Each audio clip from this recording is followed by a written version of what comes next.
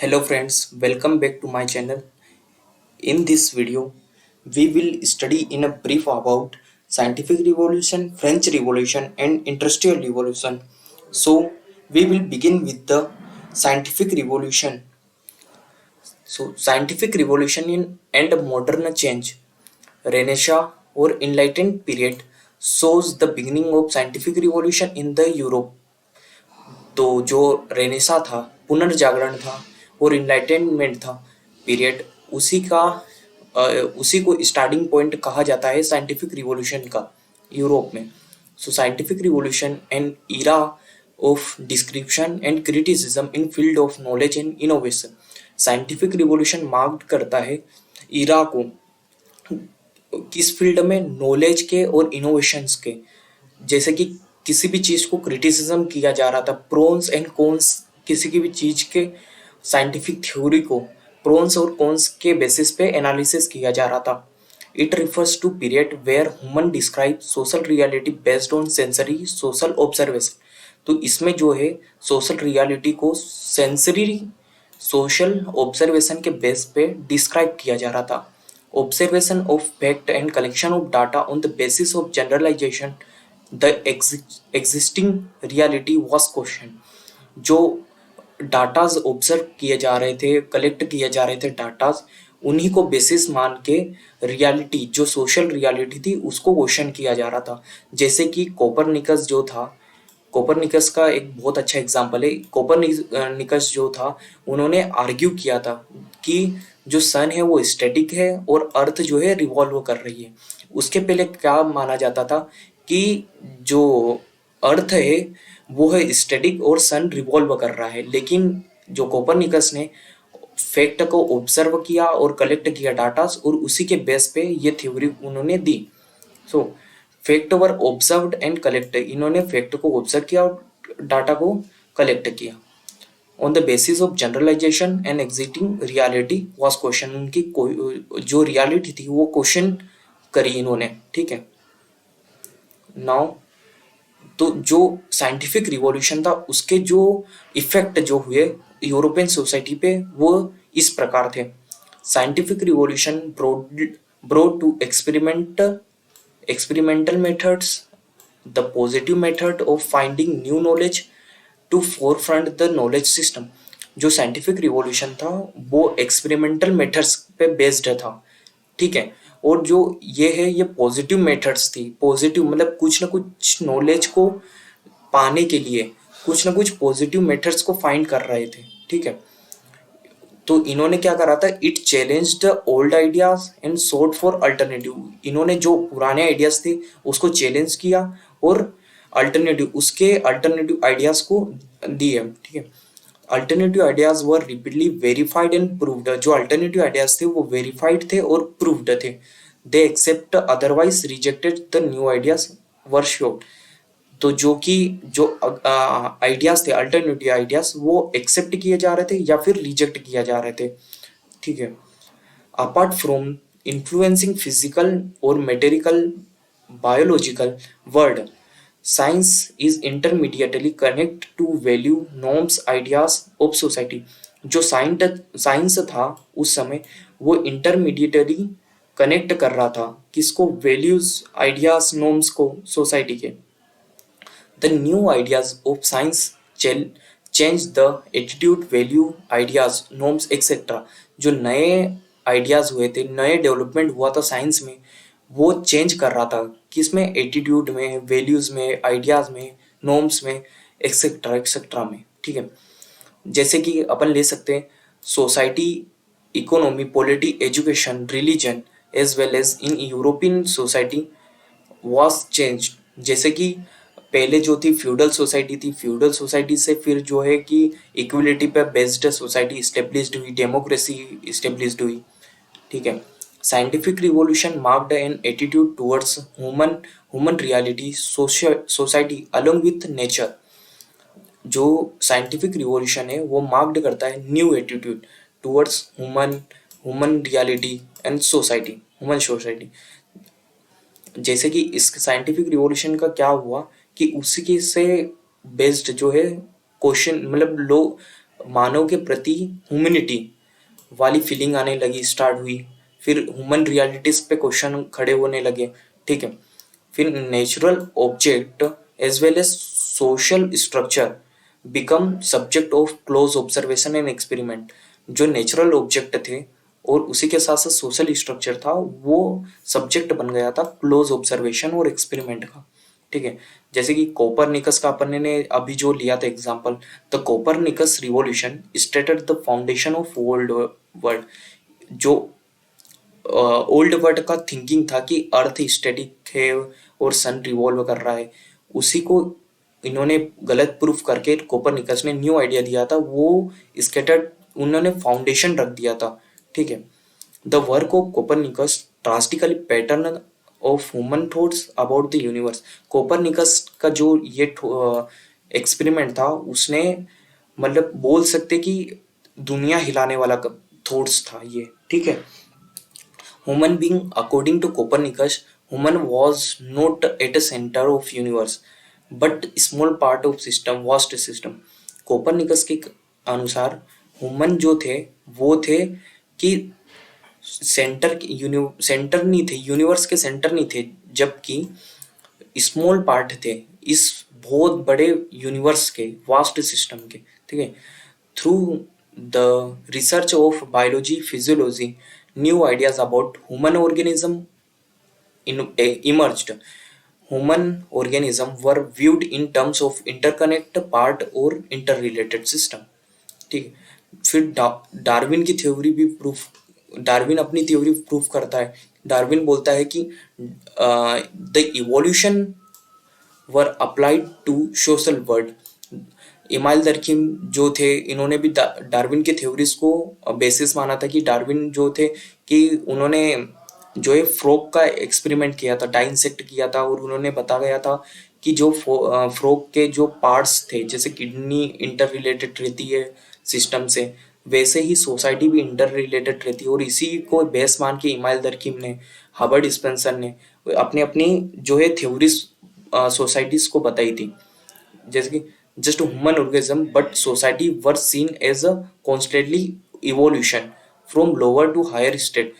तो इन्होंने इसी को बेस मान के इन्होंने बताया था कि ह्यूमन ऑर्गेनिजम्स की तरह ही सोसाइटी भी जो है वो कॉन्स्टेंटली इवॉल्व हो रही है लोअर से हायर स्टेट की, तो ठीक है।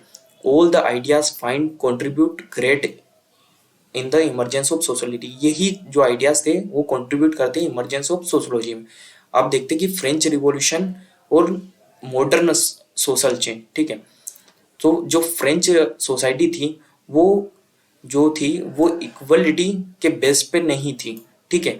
वो जो थी वो 3 स्टेट में बटी हुई थी। तो फर्स्ट स्टेट जो था वो क्लर्जी था, सेकंड स्टेट जो था वो फ्यूडल लॉर्ड्स थे, थर्ड स्टेट्स थे वो कॉमनर और पीजेंट्स थे, ठीक है।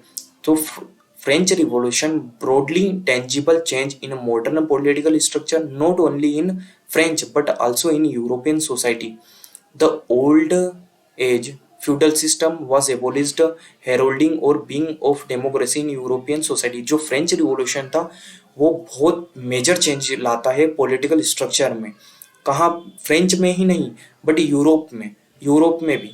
जैसे कि अभी मैंने बताया कि ये 3 स्टेट्स में जो सोसाइटी बेस्ड थी, तो इसी को वो एबोलिश करते हैं और फिर डेमोक्रेसी स्टेब्लिश्ड होती है। डेमोक्रेसी जो होती है वो इक्वलिटी की बेस पे होती है, ठीक है। तो फिर द स्टेट सिस्टम और the system of institutionalised inequality was एबोलिश्ड। ये जो होता है, ये word in institutionalised inequality means equality जो थी वो इंस्टीट्यूशनलाइज्ड थी, मतलब कुछ ही लोगों के हाथ में थी, जैसे कि राजा का बेटा ही राजा बनेगा ऐसे। The commoners, merchant, traders etcetera got participation in political decision making with the establishment of House of Common. जो कि कॉमनर्स थे, मर्चेंट्स थे, ट्रेडर्स थे, वो अब पार्टिसिपेट करने लग गए थे पॉलिटिकल डिसीजन मेकिंग में। पहले क्या था कि राजा डिसीजन लेता था, क्लर्जी डिसीजन लेता था, लेकिन अब जो हाउस ऑफ कॉमन इस्टेब्लिश्ड हुआ था और उसी के कारण ये सब डिसीजन मेकिंग बॉडी बन चुके थे, ठीक है। The status and privilege of Lord were एबोलिश्ड not only in matters of state but also in economic. जो स्टेटस था और प्रिविलेज थे लॉर्ड्स के, वो एबोलिश हो चुके थे। किसमें? ना ही इकोनॉमी के साथ साथ सोशल अफेयर्स में भी। ठीक है। Apart from all structural changes, modernity is well reflected in a value system of French Revolution. Ideas like equality, freedom, liberty, fraternity, etc. or the origin of French Revolution. ठीक है। जो structural changes के साथ साथ modernity को अपन देख सकते हैं किसमें? फ्रेंच सोसाइटी में। जैसे कि आइडियाज जो थे equality, freedom, liberty, fraternity basis, ये सब ओरिजिन हुए थे फ्रेंच रिवॉल्यूशन के थ्रू। ठीक है। The major changes apart from above after French revolution was transformation of property or property system. With change in a property system, a new class of power holders emerged called bourgeois और capitalist class. क्योंकि property system में भी changes आया था और जो कि property की जो होल्डिंग थी उसमें भी चेंजेस आया था।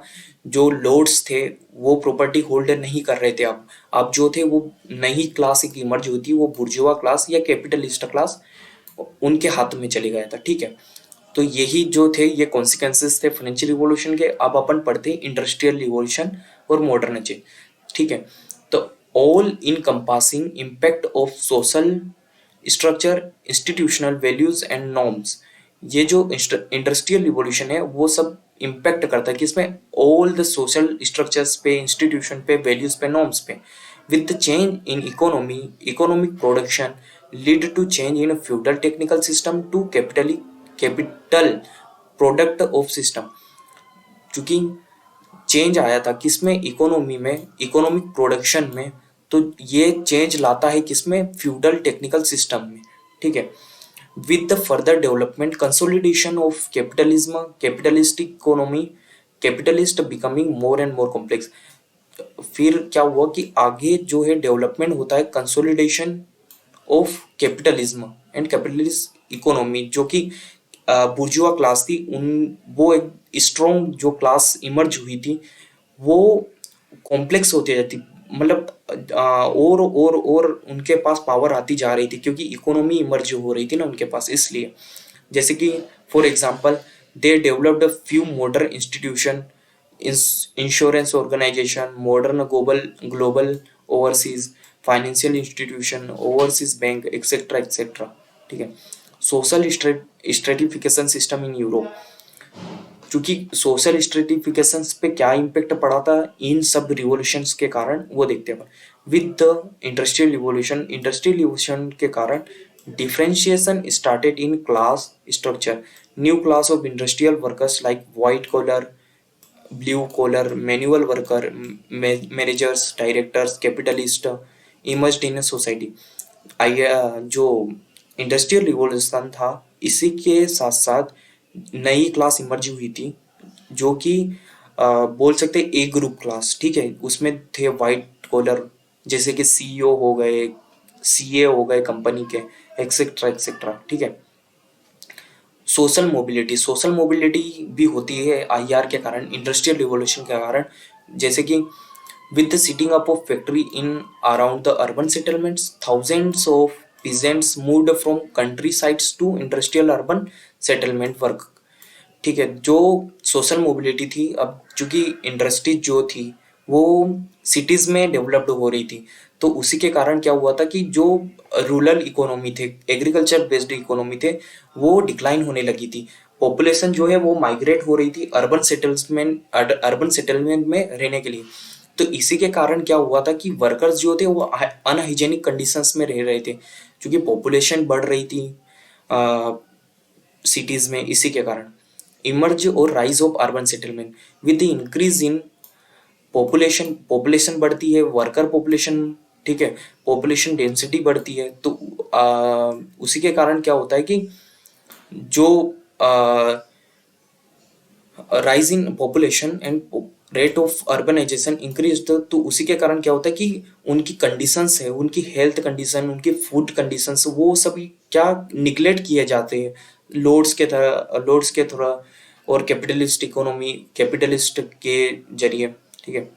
Social economy disparities as a result of participation and deterioration in condition of worker.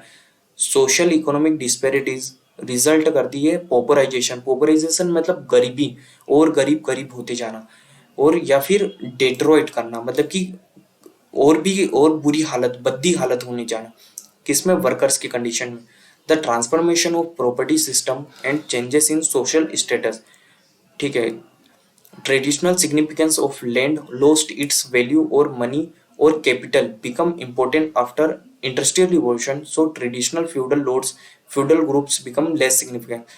क्योंकि अब इकोनॉमिक क्लास जो इमर्ज हुई थी, कैपिटलिस्ट क्लास, उनके हाथ में वैल्यू आ गई थी, value in the sense of money, तो वो स्ट्रॉन्ग क्लास इमर्ज हुई थी। तो इसी के कारण फ्यूडल लॉर्ड्स थे, फ्यूडल ग्रुप्स थे, उनका जो सिग्निफिकेंस था वो खत्म होने लग गया था। तो जो न्यू कैपिटलिस्ट क्लास थी उसी को अपन बुर्जुआ क्लास कहते हैं। ठीक है। Change in family relation. Family relation में क्या चेंज होता है? आईआर के कारण। IR means industrial revolution. so after industrial revolution, women and children also joined the workforce in the factories. This impacted the family interaction and structure during the family. The family to survive start employing children to sometimes children changed to factories machine and to make certain gap to run away. This was tragically tangible change that of tradition। चूंकि ये revolution, industrial revolution के कारण क्या होता है कि women और children दोनों को दोनों ज्वाइन कर लेते हैं वर्क फोर्स। अब वर्क फोर्स है, अपन फर्दर आगे के लेक्चर्स में पढ़ेंगे क्या होता है वर्क फोर्स।